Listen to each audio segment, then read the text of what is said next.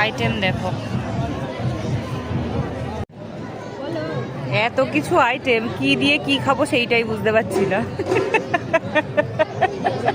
দিদিভাই হাসিদের লুক আছে, কোনটা দিয়ে কোনটা খাবো সেটাই তো বুঝতে পারছি না। নাও হ্যাপি ওনাম। এই সব কিছুর টেস্ট কি, মানে এই গোলাপিটা একটু খেয়ে দেখি। ওই বাবার টক, এটা কি দেখি, এটা একটু ভালো আছে।